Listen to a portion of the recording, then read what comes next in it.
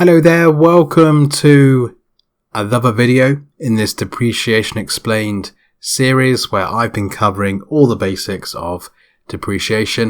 In this video, I will fully explain the basics of depreciation journals. This is what you should know so far. Depreciation basics, what depreciation is, why assets need depreciating, those sort of things. Depreciation methods, that's straight line depreciation and reducing balance depreciation. The basics of accumulated depreciation and the basics of net book value. If something on this list doesn't make sense to you, if you feel there are gaps, then go back and start this series from the beginning, because I've covered all of these things so far in this free course. The depreciation journal.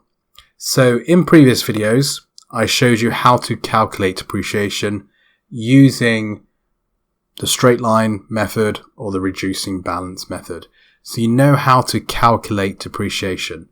We now need to post those calculations, post those figures to the financial accounts.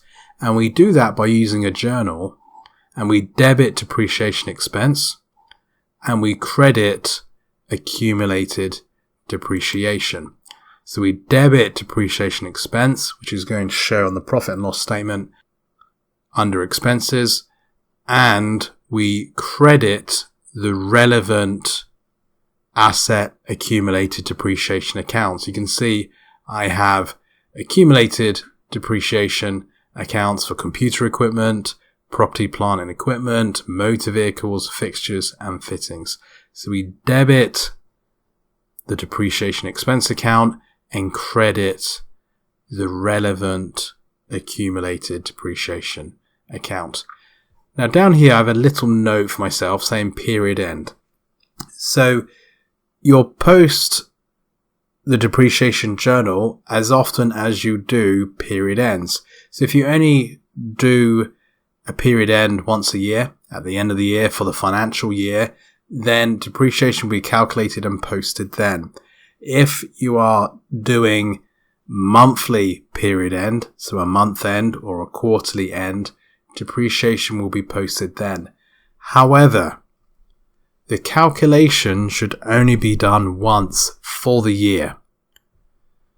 So if you have an asset that you need to depreciate, you do the calculation, the depreciation for the entire year, you then apportion that over your different period ends. So the depreciation rate is 25% for motor vehicles.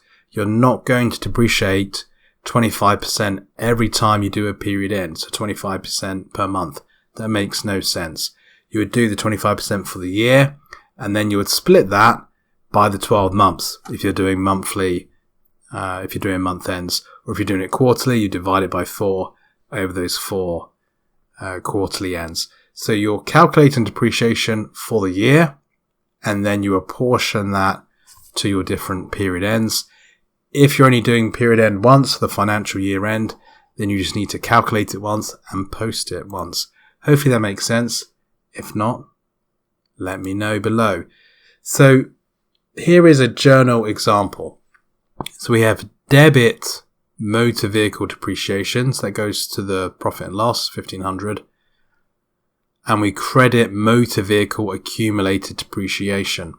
So this is an asset account, it shows under assets, but it's actually a credit balance.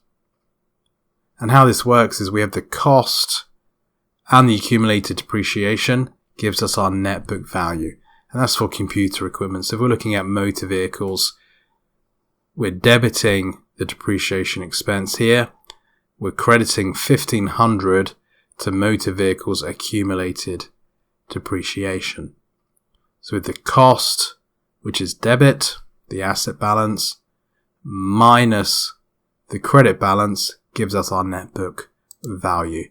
So debit computer equipment depreciation 100. So debit over here 100.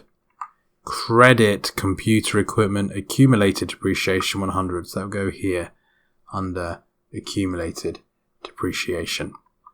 And that's it. It's as simple as that. A very quick video. If this course has been helpful so far, thumbs up please. Feel free to check out my other videos, subscribe for more content, and I'll speak to you in the last video of this series, which is a bonus video all about the fixed asset register.